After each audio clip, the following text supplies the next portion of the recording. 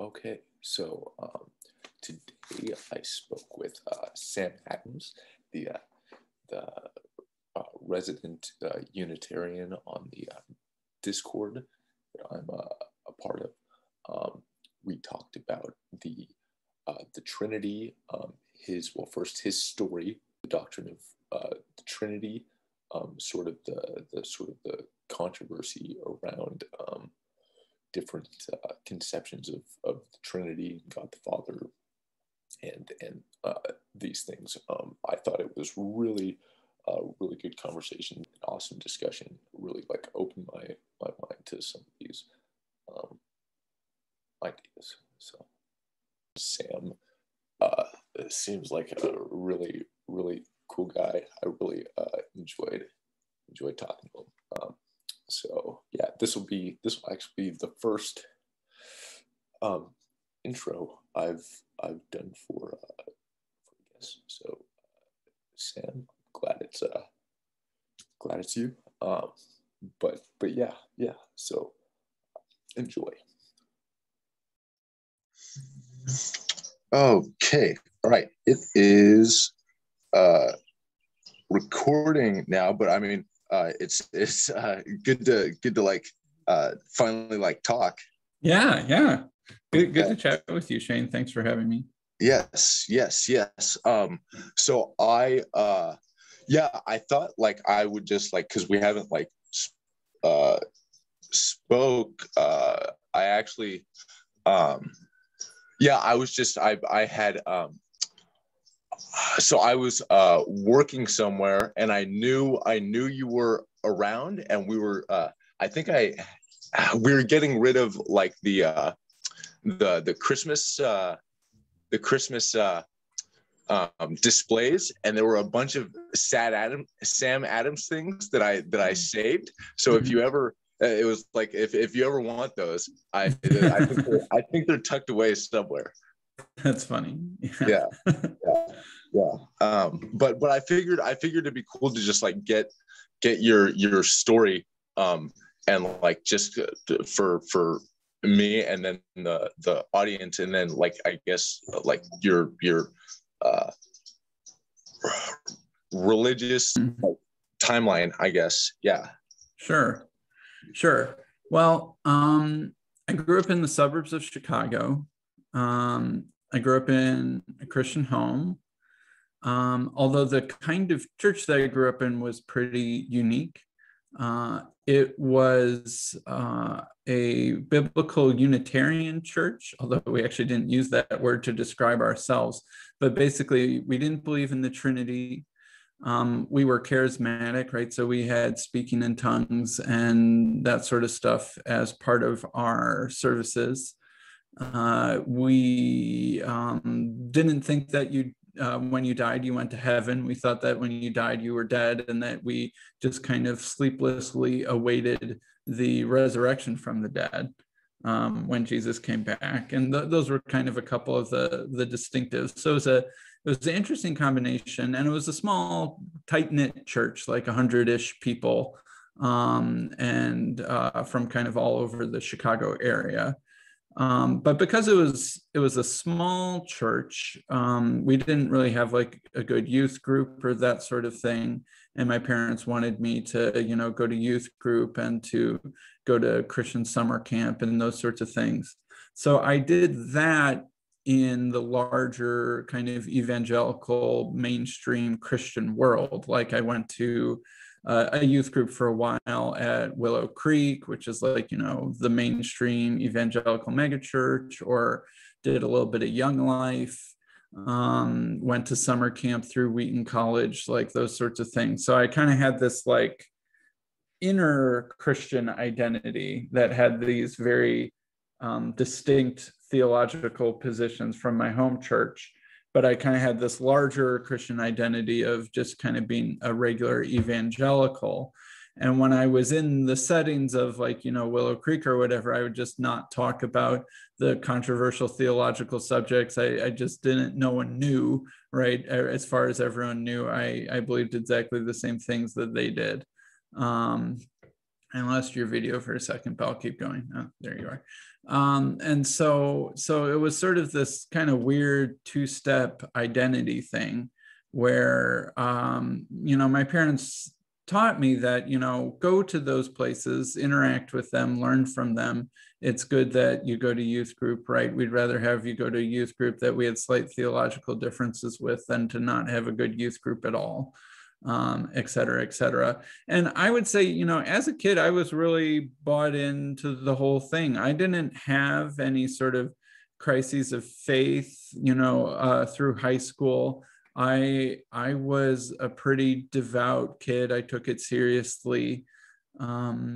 I can remember, although that I had some weird things, like in high school, I hung out with the Communist Club for a while, not because I was in any way a communist, but because I liked hanging out with people that I disagreed with, and they had good discussions, and they sort of liked me there for that purpose. I was known as like the conservative in the Communist Club. Like I remember one time we ran for class government, and like, the other communists were like for president, vice president, stuff like that. But they had me run for treasurer because they figured it was best to have a conservative person in charge of the money. We didn't win, but that's what we did. So and I grew up, I grew up in the suburbs of Chicago in a not particularly religious place. Like it wasn't very common for people in my high school to be devoutly religious. I remember even just being like a kind of out and out born again Christian was itself kind of a minority position. It really didn't feel like the Bible Belt or anything like that. Like Chicago's in the Midwest, and the Midwest is known for being religious, but the secular suburbs of Chicago are a lot more like the East Coast in some ways than they are like the surrounding Midwest. So that was sort of my upbringing through high school. Oh, and like my church was, we believed in 6-day, pretty literal historical creationism, and I like to argue with that with people too. And I was pretty bought into that. I would, read the intelligent design folks like Michael Behe and all that, and I was all up on that sort of thing. And I could give my high school biology teachers a hard time and stuff like that, and thought I was pretty clever. So that was, I don't know, that's kind of in a nutshell what I was like up through high school. Not like, I wasn't like popular, but I wasn't unpopular. I was sort of like hung out with like the kids who took school seriously, but also like to have fun, right? Like that, there was sort of that crowd, like, yeah, get your A's, yeah, take the hard classes, but that doesn't mean that we're nerds or too big of nerds. You're on mute if you're trying to talk. Okay. Yeah. I know those like playing it loose. I don't know. Right. I don't know yeah, we want to get into college, and we want to get into a good college, but that doesn't mean that we, have to have zero social life. So that was sort of what I was like through high school. So I went to Cornell for undergrad, Cornell University in upstate New York. And I joined a Christian fellowship. I won't say which one it was, just for a little bit of privacy for some of the people. Can I say, yeah, real quick, that's a very that's a very white kid position, is being in the Communist Club, because you're the kid who everyone can like can disagree fruitfully. Yes, like that's yeah. I identified that. Yeah. Go on. So I went to college at Cornell. I studied statistics. I was in a Christian fellowship, and I quickly kind of became the worship leader who played guitar and led the songs. I don't have a very good singing voice, but I can play guitar well enough. And I led a Bible study and was on the student leadership board and stuff like that. And this whole time I was doing the same sort of thing that I had done with youth group and stuff like that, where I was just completely quiet about my unique theological positions. Right. I had learned to do that trick and kind of hide that part of my identity already. And so I was just kind of continuing in that mode, I guess. Like a theological, like a altar like an alter ego. Yeah. And I mean, it's like, I didn't ever feel like I was lying, right? I wouldn't ever say, oh, I believe this, but I actually believed this on the inside. I would just not talk about those subjects for which I disagreed, right? And so in a certain sense, is that deceptive? Well, I mean, it certainly allows people to probably get a false impression that you agree with them more than you actually do, because they just assume until they know otherwise that you agree with them, even though that's not exactly the case. But I never like actively hid my, or well, I never actively gave the impression that I believe something else. So it's kind of in that gray area of telling the truth, or at least not lying, right? I didn't lie, but I maybe wasn't super forthright about the truth. And, well, it made sense for certain reasons. So what happened my sophomore year of college is that one of the leaders of a different Christian fellowship, not the Christian fellowship I was in, came out as gay and took a boyfriend and said, look, this is okay. Previously, like, I had known him decently well. I think I'm even still friends with him on Facebook. It was like one of those things where you didn't need to have much of a gaydar, honestly, to kind of probably suspect that he was gay. But he had been sort of, I guess, either suppressing or doing his best to live, celibate or that sort of thing, right? Like not affirming that part of his identity for a long time. I actually think even his parents might have sent him to one of those conversion therapy things back when those were still a thing. But anyway, I don't need to go too much into his story because whatever, I won't say his name for his privacy. No, that seems, I wonder how like common, like, because it could seem like something that you could like cover up like for a while easily, because it's just a matter of being chaste, and that's probably not so difficult, right. Like, for most of college, I didn't have a girlfriend. So like, in some certain sense, what's the difference between, a single dude who's attracted to girls and a single dude who's not? Right. Yeah. So that was, so like, and there's a funny parallel and contrast, right, between me and him, right? Like he, as far as I know, up until that point was in complete theological agreement with the Christian fellowship that he was in, but he had this part of his, I don't know, sexual identity that was at least at friction with, or then later at odds with, the theology of his group. Whereas as I was doing my darndest to, live in accordance and act as if, right? But then I had these sort of abstract propositional disagreements, right? No real behavioral disagreements. So there's a weird sort of way in which we were similar, but also different. And so what happens is at some point he decides, no, look, I can have a boyfriend. I can be open and out gay and acting as if I'm gay. And I want my Christian fellowship to affirm that in some sense, right? And then the leaders of his fellowship made him step down. They didn't kick him out. I think he was the president and a Bible study leader, and he just got stripped of his role as president and removed from leading that Bible study, but he was still permitted and honestly probably even welcome, and they wanted him to keep attending, right? Probably so that they could have, the effect of him on hopefully maybe changing his mind. So he was removed from leadership but not removed from full participation. And then eventually, after like a couple months, this became known on campus.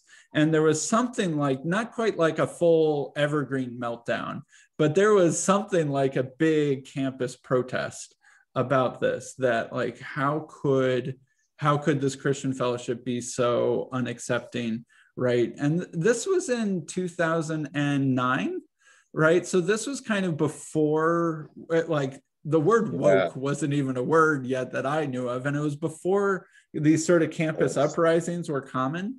And so there was like big protests. There was a protest outside that Christian Fellowship's meeting that was like a couple hundred, maybe even if low thousands of people that like were protesting this Christian Fellowship. And this Christian Fellowship only had 50 people in it, right? So there was like, 10 or 100 times more people protesting this fellowship as we're participating in it. Right. And it was like one of those things where it was like the Christian fellowships were viewed as like this avatar for like conservative politics and conservative religion, even though we had a very small presence on campus, like 1 or 2% of the student body was in a Christian fellowship, right? We were a real minority. But so you guys were you guys were the only ones. So you guys were probably like it was like a pinpoint for conservative, all eyes were probably towards their sport. Yeah. And so Gay writes, like, I can remember back in like middle school or high school where, even some of the communists might not have been in favor of gay marriage, right? But by the time, 2009 is rolling around, right, the tide has swung enormously on that question, and at least on a liberal secular university campus. And go ahead. How early did you think like things like that were like that? That seems, that definitely seems like early for that sort of like for that sort of like action. I'm imagining it was probably like that specific kind of thing. It probably was around like 2009 where that like first instances before and then and the funny thing is, you could imagine Brett Weinstein being in the audience of the protesters, right? You can imagine the members of the IDW being arm in arm, saying, and so really the question that it came down to is like, should Christian fellowship groups like the one I was in and like the one that the other guy was in be required to make an affirmative statement, right, saying that people of any sexual orientation could participate in leadership, because we received some amount of funding from the university. Like it was like a couple $100, right? It was enough to buy pizza like twice, right, for the whole year, but it was some amount of money. And we were able to use buildings on campus, right, for our events and stuff, right? That was like basically the full, and we had a faculty leader, right, who wasn't a student, who was, we actually had a couple faculty leaders, and they were allowed to, even though they didn't work for the university, they were allowed to have badges that could let them into certain buildings and that they could do certain things because of their affiliation with our group, right? So those were the things that were at stake. A couple $100, right. The ability to meet on campus in buildings, and the ability for our faculty to have basically the equivalent of some low-grade staff ID badge such that they could use certain buildings and have certain privileges, right? Like go into the dining halls, right? Like if the campus fellowship, the minister of my fellowship and I wanted to have lunch because he was discipling me or something like that, that would be allowed, right? Like those sorts of privileges. So the debate was, do these Christian groups have to affirm some statement of faith such that any sexual identity could be welcome? And the question is like I said, everyone sort of knew this guy's sexual orientation back when he was still the president and back when he was a Bible study leader. It's not like his sexual orientation had suddenly changed. It was how he was acting it out. And there's an interesting question that I felt like was never really, like, I remember at the time, like, the question isn't whether or not we accept people of certain sexual orientations. It's whether or not we can have membership based off of behavior, right? It wasn't identity that was really the point of the issue. It was behavior that was the point of the issue. And I felt like that was just completely lost in the whole debate.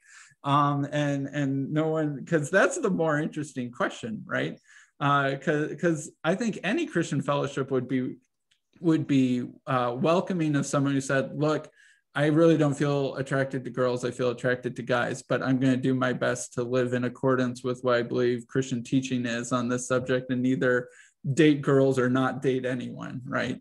I think like that would be fine. So in a certain sense, that's welcoming of his sexual identity, but then it depends what you mean by welcoming, right? And so anyway, there was a whole big hoopla. There was protests. There was angry, student editorials in the newspaper, and there was, signs and stuff like that. And then there was votes in the student government on what to do with us.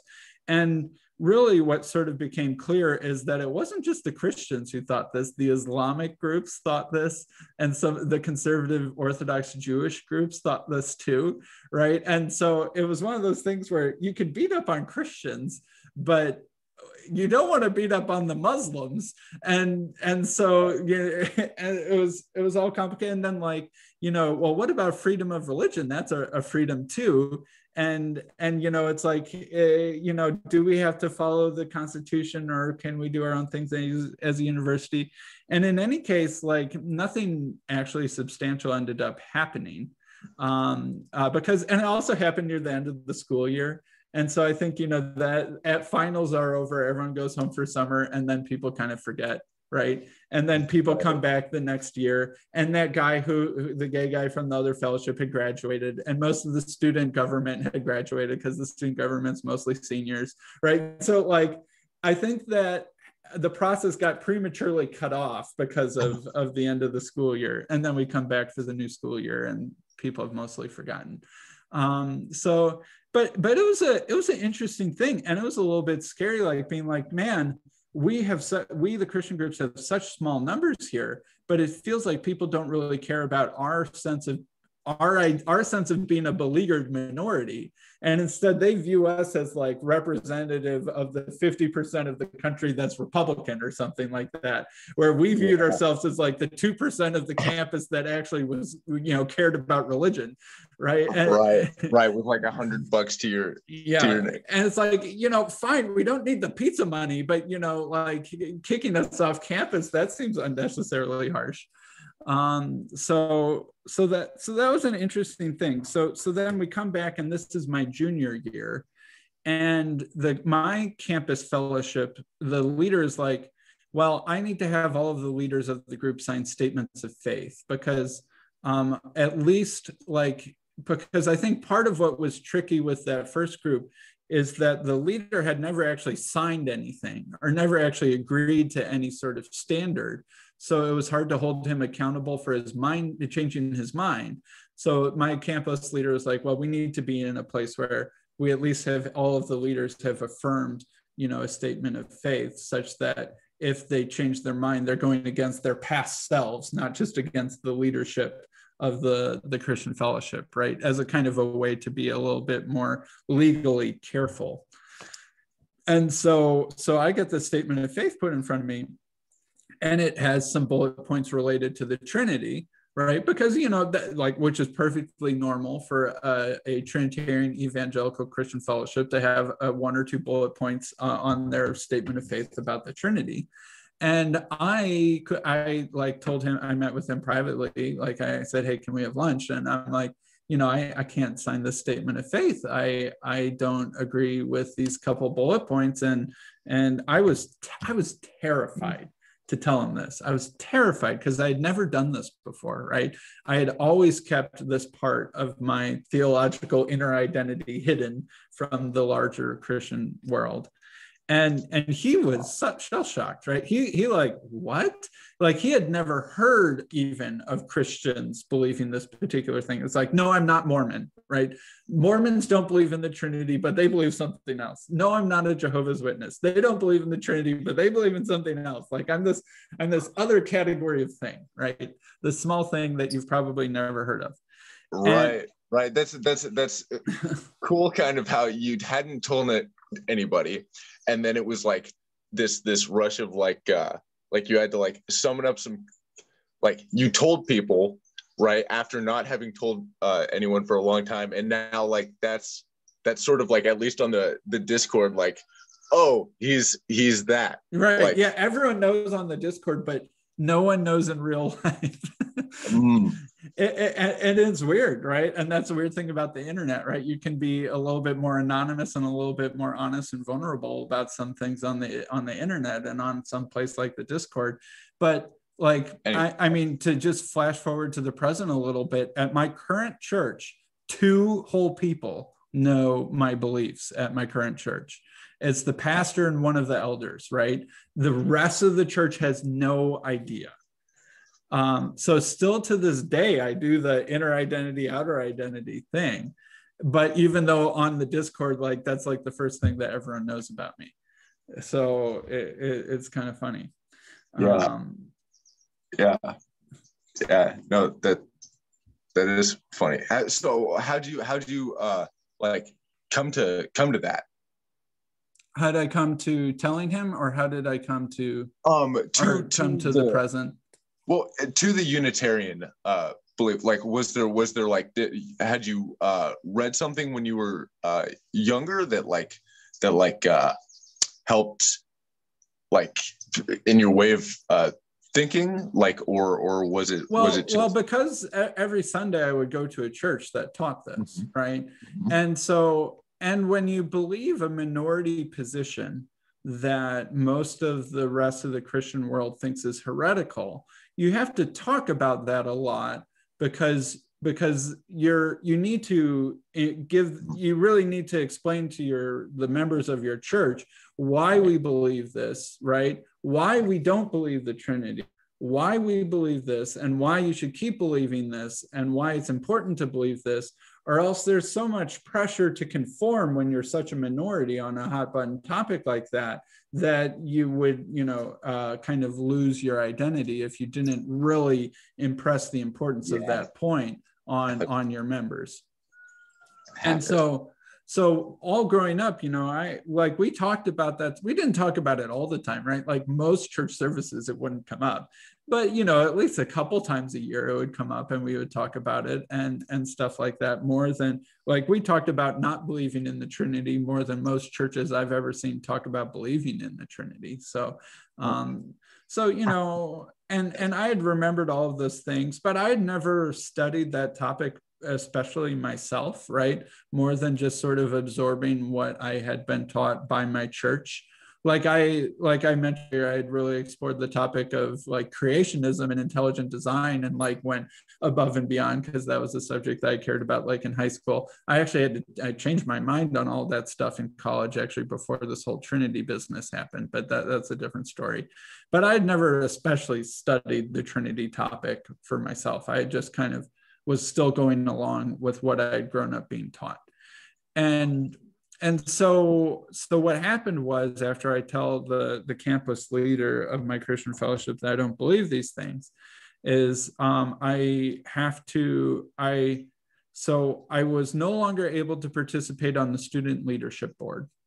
And my Bible study that I was leading was quietly disrecognized from the fellowship. No one in the Bible study knew that, except for me. But it was like, that's now just Sam's Bible study. Not one of our official Bible studies. That's just Sam's Bible study. Right. And right. One of the kooky ones. Right. And Sam's the worship leader, but that's not a leadership position. Right. And I know what the campus leader was doing was he was trying to make as little of a fuss as possible, because he didn't want me to get angry, and he didn't want me to start a campus-wide protest, right? Where it was, poor Sam, look, those Christian fellowships, they're so close-minded. Not that as many people cared about the Trinity as cared about LGBT issues at that time, but he didn't want any more bad press, so he was just going along. He was trying to make as little of an effect as possible.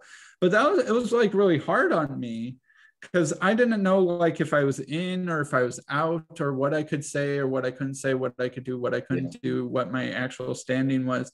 And so kind of for the first time in my life, I took this issue upon myself to learn more about it and read more about it. right? I was like, man, I better make sure I'm not wrong on this. Most people throughout history have disagreed with me, and it sure would be nice if I could convince myself that the Trinity was true. Then I could, say, all right, fine, I'll sign the statement of faith, and I could go back to the previous standing that I had, right? So I had all the reason in the world to change my mind on this issue. Maybe it would have been a little uncomfortable with my parents or something like that. But so I think I read through the whole New Testament again. I think I read some parts of Augustine's on the Trinity, although that was a lot hard. That was hard to understand at the time. I still find it hard to understand, but I at least can understand more of it than I did back then. And like really tried to research this topic, like where did this come from? Why do I believe what I believe? Do I really believe that sort of thing? And at the end of that process, I'm like, I still think what I grew up being taught was right. It still makes sense to me. The Trinity still doesn't make sense. I really just don't believe that, honestly. And so that was basically my junior and senior year of college was that. So I graduated from college, and I was actually kind of happy at that point to just sort of just leave that all behind, right? And so I, got a job at a tech company and, started going to a regular church again, and just did the thing where I was just quiet about the subject and no one knew, even though it was a Trinitarian evangelical church, right? And so I lived that way for a long time. And then eventually, I got married, and, a couple other things happened. And so I was in a church back in Chicagoland, a Trinitarian church, and I volunteered for the worship band. And that led to a whole series of things where I had to tell the pastor my beliefs. And then the elder board voted to excommunicate me, right? Where they told me I couldn't take communion. That's making a long story short, but I think probably your audience gets the idea. So I had kept this hidden, except every once in a while, a statement of faith gets put in front of me. And I'm like, if you ask me, I won't lie, right? I will tell you what I believe. I won't sign something that I disagree with. And so I got excommunicated from that church rather abruptly, honestly. They were pretty, I don't know, I think they were pretty unkind about the whole thing, right? Like to excommunicate me and my wife and my, I had a 1-year-old daughter, and they didn't even give me a chance to explain myself. Like I just told the pastor what I believed one time, and then they voted, and then I wasn't allowed to take communion. Like they didn't talk to me, and most of the elders didn't even bother to get to know me through that. I thought it was very, I don't know. Even if they were sticking to their convictions, they could have stuck to their convictions in a way that I felt was kinder, right, and wasn't cold-hearted like the way that they had done. And so I went to a different church, and it was, talked to the pastor, and he was like, oh, actually, I think that's fine that you could take communion. It's fine that you could attend. You can even play the guitar in the worship band if you want. Don't go around teaching this to people, right? Because that would cause a problem if you're trying to evangelize people within our church with this perspective. But as long as you're willing to sort of not make a fuss of it, we're happy to have you. So that's actually still the church that I still go to, and that's sort of the status where I am on that. And so I've been, after getting excommunicated that second time, I was like, man, I really need to make sure I'm not being a knucklehead, right? I really need to make sure that I'm not wrong about this thing. And it was right after that I went on PVK's channel for the first time. And okay, so what did I was just, so you had read some of Augustine's on the Trinity, and then what was the other just reading the whole New Testament again and so really after getting excommunicated that second time, I just started listening to a whole bunch of podcasts about this and reading a bunch of books, kind of both modern books and ancient books on the topic. And after talking with Paul and kind of being influenced by Paul, I was like, well, if I could start a YouTube channel on this way, I could invite people. I can't, I can't just randomly invite people to talk to me. But if I have a YouTube channel, then, you know, some of these people might be willing to talk to me and stuff like that. Like gives me an excuse to invite Scholar X to come talk to me about this. And then it allows me to like kind of engage with this topic, you know, very head on, I guess. And in a way that's sort of public, right? There, you know, there's no better way to learn if you're wrong than to try and talk to the smartest people who disagree with you on something and see what you can learn from them. So that's really kind of the purpose of my YouTube channel, is like, am I right or am I wrong? And if I'm gonna change my mind, you know, be exposed to the brightest people. If I'm not going to change my mind, at least understand it really well. And so that's kind of the purpose of it. And I get to do this in my sort of online hidden identity that's completely separate from, you know, showing up to church on Sunday where I'm not allowed to talk about it. Showing up to church with all sorts of like hidden superpowers. Yeah.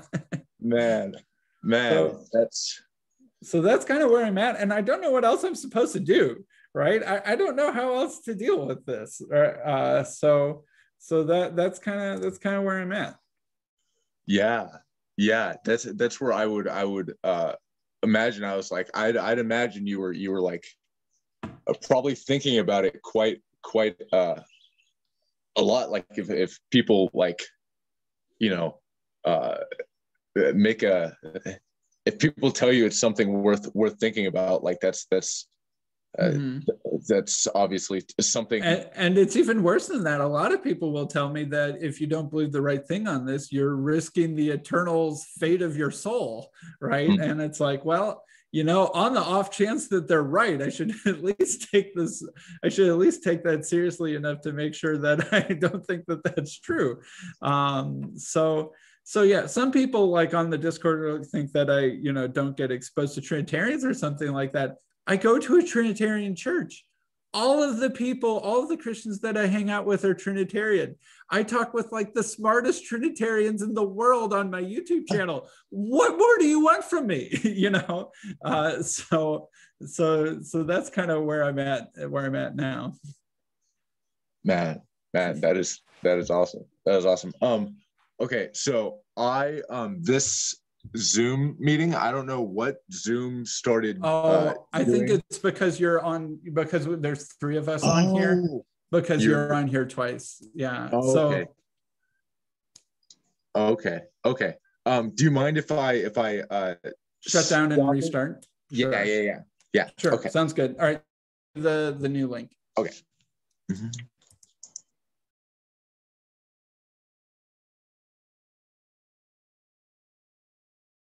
Okie doke. Can you hear me? Yeah, I can hear you. Okay. So I'm going again now. Sure. So that was sort of that was actually kind of a logical stopping point, because I feel like we got to the present with my story and background. So I don't know where if you have any other specific questions or where you want to go from here. Yeah, I was just like yeah, were there any more details on the story that you thought might be like salient for people trying to like understand? I mean, like were there like difficulties? Like did you come up with any like arguments that you sort of had to take on and try and like wrap your head around for like any I guess difficulties or challenges in trying to understand what was going on, basically? Sure. I think that one of the things that became kind of evident as I've dug into this question is that there are a lot of different versions of believing in the Trinity, and that it is a little bit hard to know like which version I would be asked to sign up for, I guess. And that I think that one of the things, right, because this is a doctrine that's coming up on 2,000 years old or something like that. And I think that I began to notice that there was a relatively wide gap between the way that church fathers talked about it and the way that modern people talked about it, both like the expert kind of, the people who write books about it, modern day scholars who write books about it, and like what gets communicated to you in church, right? Those are almost like three different things. There's grassroots, what you learn in church Trinitarianism. Then there's like highbrow, what the scholars think the Trinity is nowadays. And there are even multiple versions of that. There's like maybe even like 3 or 4 or 5 different mainstream versions of that. And then there's like, the different church fathers, and even they disagree with each other, right? So it's almost like, so what even would I be trying to come to agreement with? Right. And this was part of it, is that as I've really dug into this, and at this point I've read most of the early church fathers on the subject that still exist before, say, about 400 AD, or Augustine's after that. So I've read not all of them, but almost all of them. There aren't a ton, right? There's only like maybe like 12 of them that's writings survive that write of a high quality on this particular question. And it's like, man, their worldview is so different than ours, right? There are so many things about what they believe that, like, I almost feel like if you were to grab a Trinitarian from the 4th century and grab a Trinitarian from the 21st century, it's almost like I don't think they actually agree with each other. I don't think they're teaching the same thing, right? I think they would both be tempted to excommunicate each other. And so it's like, well, that's a weird realization. I was wondering if you had a cat. I thought I had heard it. And so that's one thing. And then it's like, well, the Eastern Orthodox are a little bit different from the Catholics. And most of the Catholics are a little bit different than what I'm pretty sure my Protestant church is teaching. And then it's like, well, who's right? And so that's a whole big question. And so that, like, I could go into the details of what I think all of the different versions are, but that gets kind of pretty nitty gritty pretty quickly. But like, I guess to put it in a big sense, and this is also one of the people that I've had on my YouTube channel a couple times is Bo Branson. And Bo Branson is a modern scholar who is an Eastern Orthodox philosopher who has studied the Trinity really closely. And his main goal is sort of like really understanding like the Cappadocian fathers, who are these 3 church fathers who lived in the 4th century, who were really instrumental in establishing the doctrine of the Trinity in those church councils in the 4th century. Like, he's go ahead. That's just for my own trying to remember. Is that Nyssa, Basil, and like Gregory of Nazianzus? Yes, you're right. So there's 2 Gregories to make things confusing: Gregory of Nyssa and then Gregory of Nazianzus, and then Basil of Caesarea. I think he eventually ends up. Yeah. And so 2 of them are brothers. I'm pretty sure Gregory of Nyssa and Basil were brothers, and then Gregory of Nazianzus was like their buddy, right? Because I don't think there are 2 brothers who are both named Gregory. And so Bo Branson really studies them. And he's like, look, if believing in the Trinity means anything, it's what the original people thought that it meant, right? And that's what the Eastern Orthodox tradition is. And so he has a unique take. And what's interesting, like if you read the Cappadocian Fathers, and especially if you read the people who are earlier than them, in some sense, when they say the word God, they don't mean the Trinity, they mean God the Father, right? And when they're arguing why they are monotheists, right? Because that's a criticism that Trinitarians will get hit with. It's like, well, it sounds like you believe in three gods. How don't you believe in three gods? If you believe in three persons that are God, sounds like three gods to me. And so instead of somehow arguing that the Trinity is one God altogether, they would argue, well, no, God the Father is in some sense the God in the ultimate sense, and there's only one of him, right? And like when I was seeing that, I'm like, well, so are you Trinitarian or are you Unitarian? Because that's exactly what I think is the case, right? I think God the Father is like the chief God on top. And they're like saying, well, we think God the Father is the chief God on top. Jesus, in a sense, is like God from God, right? He's like, he has the quality of being God, but he doesn't have the identity of being God. The identity of who is God, that's God the Father, right? Jesus is like the second person who is true God from true God, right? Like the creed says. And it's like, well, I still kind of disagree with that interpretation, but at least like because like when I talk to modern Trinitarians, it's like, well, when you say God, who are you even talking about? Because it's like you don't have a single person there, right? It's like, is God the group of them, or is God somehow above and behind all of them, right? Or, it's like when you what precisely do you mean? And it's almost like it's like the category of godness. But it's like, but then they'll say God, he, God himself, God did this, God thinks this. And it's like, well, who are you talking about? Because you're not talking about any one of the three persons when you say God himself, or at least a modern Trinitarian isn't. So it's like, who is that person? Do you have four persons? Is it like the Father, the Son, the Holy Spirit, and God, right? Or is God like a super person composed of three sub-persons?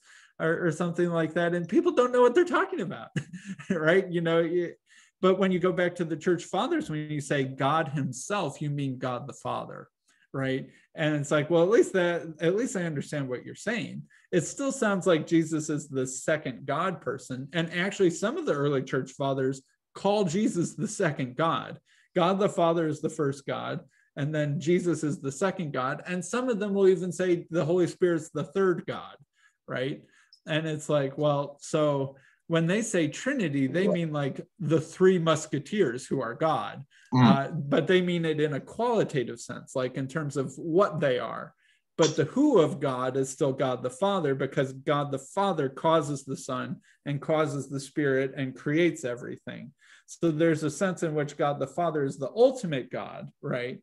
And there's no other ultimate God. Yeah. And it's like, okay, there's some theological questions that I have about that, but at least I understand what you're saying, and it doesn't seem to be either self-contradictory or mysterious or something like that. Because most modern Trinitarians will say, actually, the Trinity is really just a mystery. Some of them will even say, yes, it's a contradiction, but that's part of the point, is we can't understand it. Why in the world couldn't God be a contradiction to ourselves, right? But the early church fathers, they didn't say anything like that. They thought that this all made perfect sense, right? They didn't, they thought God was mysterious in some sense, but they didn't think that the Trinity was mysterious. They didn't think that the Trinity was a contradiction. In fact, they were very, very careful to show why it wasn't a contradiction. And nowadays, modern Trinitarians will either say it's a contradiction, or it's mysterious, or it's beyond our understanding. Whereas the early church fathers, they thought that you could prove the Trinity. Like, no modern Christians think that you can prove the Trinity. So that's where it's like something weird has happened between 400 AD or 450 AD and 2021 AD, where it's like, well, how do you make sense of this? And Bo Branson is like, well, we just believe the original thing and we believe it now, and we're the Eastern Orthodox Church. And it seems like there's actually some diversity in the Eastern Orthodox Church. Some Eastern Orthodox modern theologians sound like modern Trinitarians, but some sound like ancient Trinitarians. And it seems like you can be one, or you can be both, right? The church is big enough to welcome both. I think, yeah. The ancient way seems like the just I feel like I get the sense from the church fathers and from watching like Pajot that like they were trying to make sense of something. They were trying to make sense of something. They didn't have this like this element of like oh, it's just a mystery that you can't grasp at. But yeah. So I definitely think that the ancient way is worth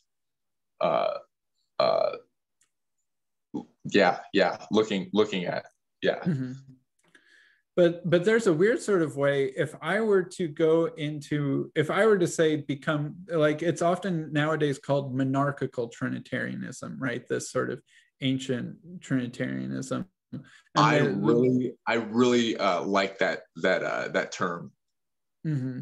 And it's called monarchical Trinitarianism because it preserves the monarchy of the Father, right? The kind of unique, elevated sense that God the Father is the monotheos, right? Like the difference would be, who is the monotheos? You say you're a monotheist. Who's the monotheos?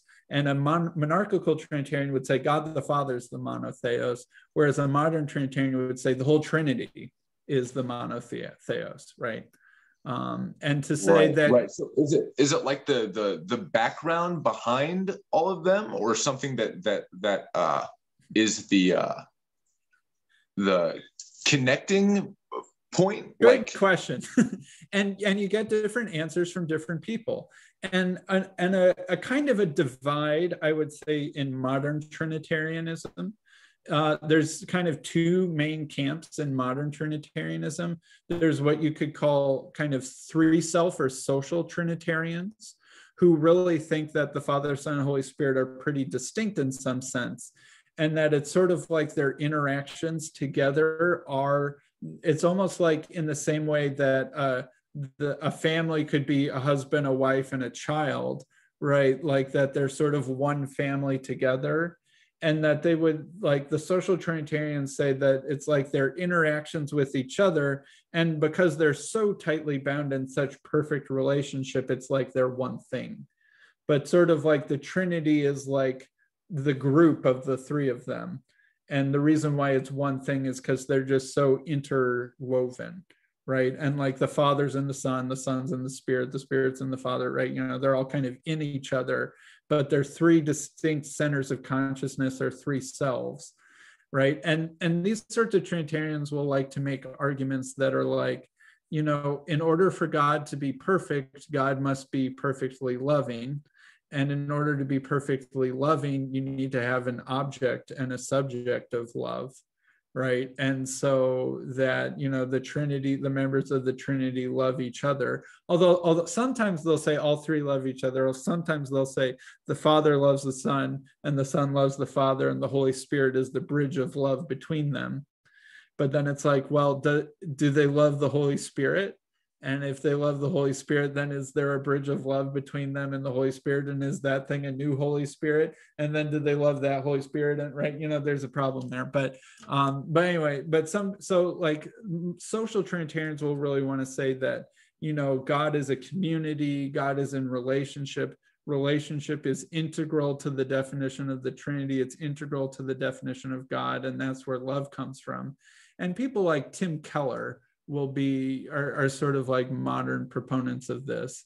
But really, to me, it's like, all right, guys, that's three gods. You've got three gods. If they can love each other, that's three gods. Just be honest.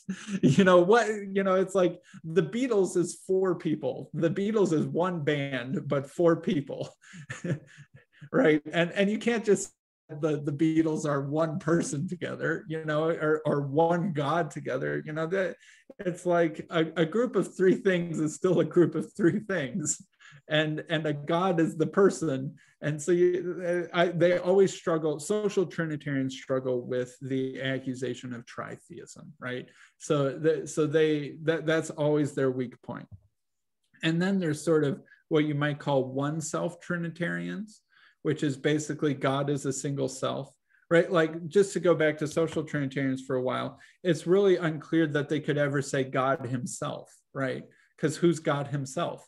There is no God himself, right? There's the Father himself, the Son himself, and the Spirit himself, but there's no God himself. So like, in the beginning, God created the heavens and the earth. Well, who's that talking about, right?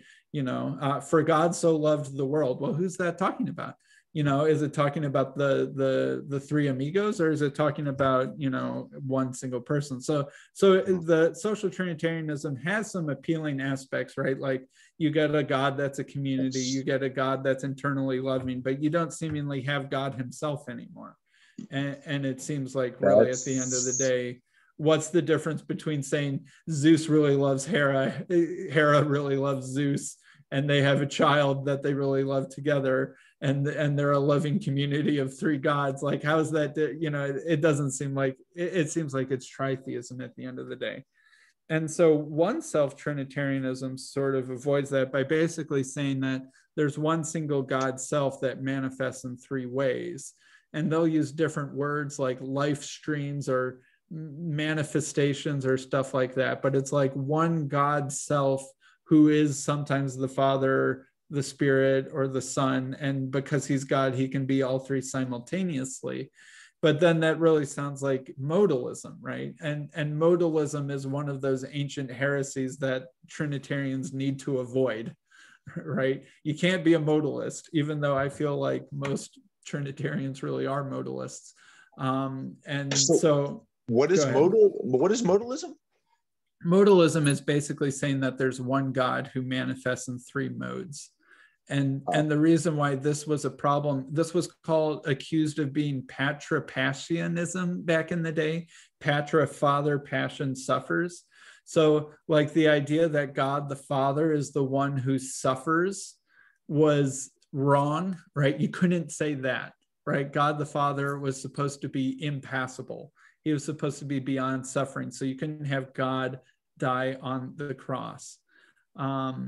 And so when you say that God is one person in three manifestations or three modes of being, it seems like the same person that's God the Father also was the person who died on the cross. And that was wrong. That was considered a wrong conclusion back in the day. But honestly, most Christians nowadays actually don't seem bothered by that for the same reason they did back then. Because a lot of Christian sermons will be like, God himself came down and was a human being and lived among us and died on the cross. Like, we didn't save ourselves. God himself came down, right? And so when you say that God himself came down, that's sort of that one self-Trinitarianism, right? And it's really hard to say, well, I mean, there's certainly one God, I'll grant that. But it's like, how can God the Father and God the Son have an interpersonal relationship, right? Because Jesus prays to God. Jesus says, my God, why have you forsaken me? Jesus, the voice from heaven when Jesus gets baptized says, this is my beloved Son in whom I'm well pleased, right? If it seems like it's just there's one person behind the Father, the Son, the Holy Spirit, how can they interact with each other? Right. And how can that be a real interaction instead of just like a superficial interaction? And so that's the problem with one self-Trinitarianism, is that it gets accused of just being modalism. And so if social Trinitarianism has trouble with being tritheistic and answering the question, who is God? One self-Trinitarianism has the opposite problems of being, well, in what sense are the three really distinct? And how can they interact with each other, right? How can Jesus say, not your will, not my will, but your will be done, God, right? It's like, well, who's he talking to? If he's God himself come down, who's still up in heaven, right? So that's sort of the question. And the reason why I like monarchical Trinitarianism is that it doesn't have either of these problems, right? Who is God? God the Father is God. All right, who is Jesus? Jesus is separate from God, right? He is God from God. He's the Son of God. The Holy Spirit is the Spirit that gets breathed out from God. So there's distinction, right? You can understand how they relate to each other, but you can still answer who is God problem. The problem that it still does kind of have is, why aren't you tritheistic? And it's like, well, because we think that God the Father is the source of the other two. So basically they say we're not tritheistic for two main reasons. One, God the Father is special, right? God the Father in some sense is the only one who qualifies as God in the highest sense of the word, because he's the cause of the other two. But then it's sort of like, well, then it doesn't seem like you think that Jesus is fully God, right? Like if you think God the Father is uniquely God, it's like you're saying Jesus is God in some sense, but not God in a different sense. Right. And monarchical Trinitarians will basically be like, well, yeah, what's the problem with that?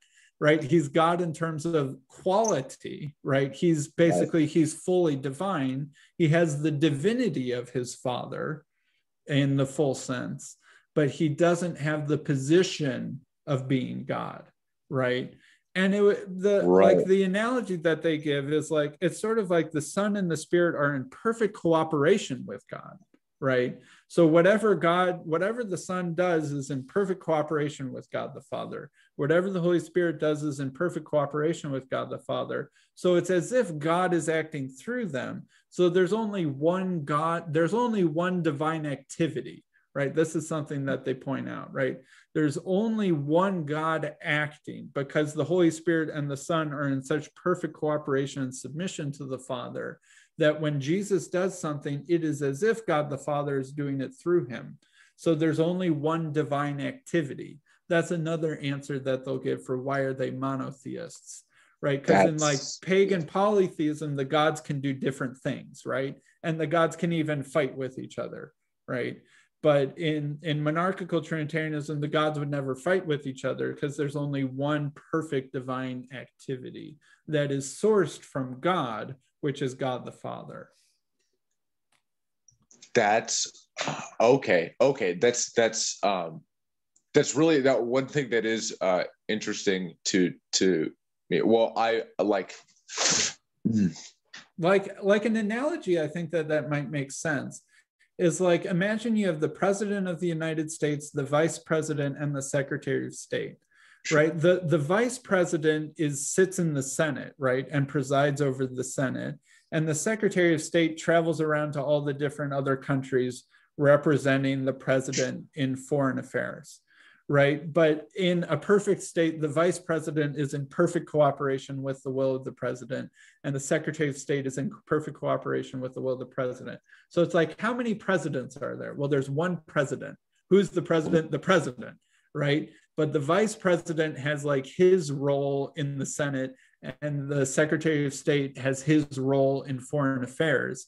So it's like, yeah, there are three things, and yeah, they have relations with each other. But the Secretary of State and the Vice President derive their powers from the President, whereas the President doesn't derive his power from anything else. The power's in himself, right? And he can share the power to the other two. Right. And then my question, like, just with that, is like, with that example, it's like, okay, so what is the President serving? And I guess like what is like when you mentioned divine act, like the divine activity, I was like, okay, so what is the President representing or is manifesting that the rest of the Trinity there is also subservient to, I guess. Mm-hmm. Yeah. And there's also a sense, like a thing that's true about monarchical Trinitarianism is that the Son and the Spirit are subordinate to the Father in a certain sense. They aren't subordinate in terms of being a different thing, right? Because the Arian conflict was this big debate in the 4th century about, who's Jesus, who is God, and how do they relate to each other, right? And the Arians, really, I think Arianism and monarchical Trinitarianism are very, very close to each other, but there are a couple differences. The Arians would say the Arians thought that the monarchical Trinitarians still kind of had three gods and that they didn't make God the Father special enough. So they would say that Jesus was actually of a different substance than his Father, right? Like God had grade A divinity, but Jesus had like grade B divinity, right? And so the reason why there's one God is only God the Father has grade A divinity. And so that God not only caused the Son to exist, but he creates the Son, right? Whereas monarchical Trinitarians would say God the Father causes the Son to exist, but he doesn't create him. And this distinction is that God the Father is causing the Son not at a particular point in time, but for all eternity, right? And this is a weird thing to think about because modern people always think of cause in terms of temporal, right? If something causes something, something was before something, and cause is intimately linked with sequence, right? But right. What monarchical Trinitarians will say is that it wasn't a sequence of events, right? In a certain sense, the Father causes the Son and causes the Spirit, but it's an eternal causation that's always happening and has always been happening. There was never a time when the Son was not. And that was a big distinction that the Arians thought, is the Arians thought that there was a sequence that happened, right? There was God the Father, and then at some point he causes and creates the Son, and then the Son causes and creates everything else. So, right. and that's not the way that the monarchical Trinitarians say. No, there's the eternality of the Trinity and its causal relations. And then at a specific point, they create together. But there was never a time when the Father created the Son. See, that makes sense. That makes sense to me. That's definitely the way. Like I've talked to people and I've talked to Jacob about this. Like people, even like really smart people I talk to, they kind of like down on the, so this is kind of like a separate thing, but they kind of down on the Sky Daddy idea, even if they're you know, they're born again Christian, or they're just like, they're like oh, like I don't or like I don't believe in that anymore. I'm like, well, that image, I think the sky, like that image does live in people, like, and I think like it represents like an element of culture that I think is like important. So I would not get rid of that image if just because it's so salient. Right. And an interesting thing, like the word in Greek and for God is theos, right? The word in for God in Latin is deus. And most Indo-European languages have a very similar word for God or one of the gods. Like Zeus is actually, right, the same word. And it derives from the Indo-European word for day or sky, like sky. And that the original Indo-European god was called Deus Pater, right? Sky Father, Sky Daddy, right? And then like in a lot of Indo-European religions, right, there's the chief god who's the Sky Daddy, right? And this is Jupiter, right? Jupiter is Sky Father. That is hilarious. And so the word for God in so many languages, like even Indian languages and all sorts of other languages, like English is a little weird, but is it's related from the word sky. I wonder if that so there's something just deeply symbolically resonant about the idea of Sky Daddy. So before you atheists criticize that idea, check yourselves. That's way deeper in our psyche than you think it is. Right. Or Christians, especially like when things are getting so like people are trying to figure out their views. Like I think that image is like too powerful. But but that would make sense, like sky daddy, if like thinking symbolically is like sky is the realm of like, you know, the more conceptual. It's like the father of concepts, or the father of the imaginary spiritual realm, right? The father of the higher realm, right? The sky is above us, right? You have to look up to see it, and it's like it's eternal, right? Because the stars are always there and they aren't changing, right? And so there's this eternal spiritual world of light and glory, right? Like there isn't light in this world, there's light from the heavenly world. And so, right, it's the realm of transcendent glory and eternality. And then, so who's in charge up there? Well, there's some daddy that's in charge. You know, it's like in a hierarchy, who's at the top? Well, there's a father who's at the top. So there's something at the top of the sky world. It makes way more sense than the atheists give it credit for. Yeah. And there's another aspect of this monarchical Trinitarianism that I think is way different than a lot of modern Trinitarians think. Like, I got the impression from the Trinitarian churches that I go to and a lot of the Trinitarians that I've interacted now, that they basically imagine that the God of the Old Testament is God the Father, and that we didn't know about the Son really until the New Testament, and that the New Testament is sort of like the revealing of God the Son, right? But it's like like when you read about God in the Old Testament, you basically imagine it's God the Father, right? And then like the new Christian thing is like, oh, there's also God the Son, right? And that's sort of like the new Christian insight. But the early church fathers actually thought it was the reverse. So the early church fathers imagined that the sky daddy, right, God the Father, can't come down, right? He's like in the super celestial heavenly realm, kind of enthroned in glory, and that he's omnipresent, and that he's eternal and immortal and invisible and all of those sorts of things. And that that humans can't be in the presence of him or else we would be destroyed, right? God the Father is the one who's those things. So how does God interact with people? And that's the role of God the Son, is that he's like the emissary, right? He's like the Secretary of State who goes around and travels to a bunch of different things. And so whenever you hear the voice of God, or whenever God like wrestles with Jacob, or whenever there is a theophany of God in the Old Testament, that's actually the Son, because the Father can't come down and do that. He's too transcendent to do that. But the Son isn't omnipresent like the way the Father is.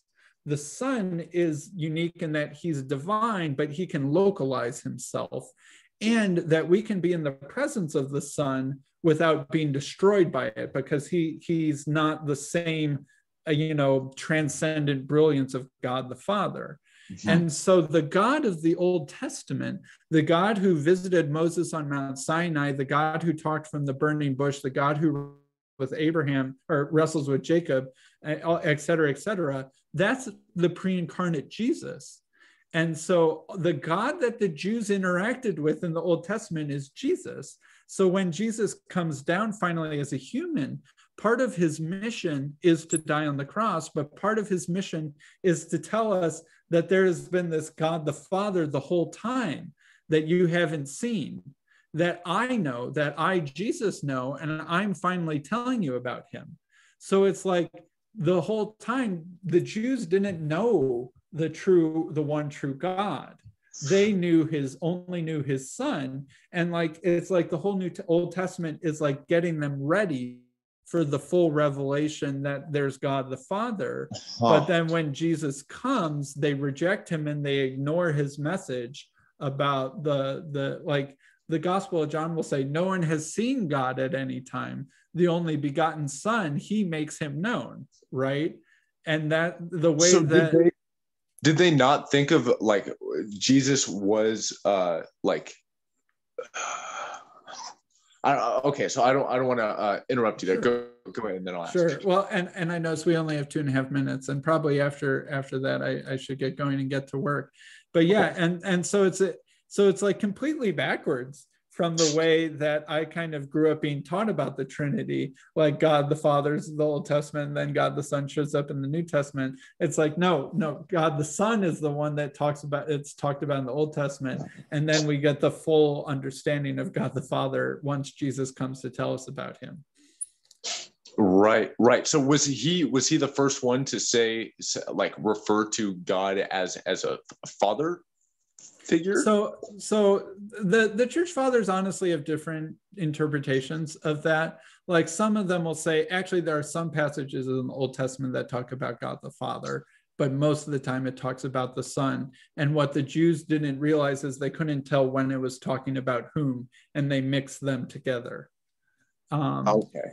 And some will say that, and then some will do the full thing, like, no, we didn't know about God the Father until Jesus came and told us about him. So it's there's a variety and diversity of opinion on that in the church fathers. But in general, they think that the God who talked with Moses on Mount Sinai, the God in the burning bush, that was Jesus, not the Father. Dude, so like, I will have to be thinking about this, but dude, thank you so much for coming on, and I really oh my gosh, cat stepped on that. But oh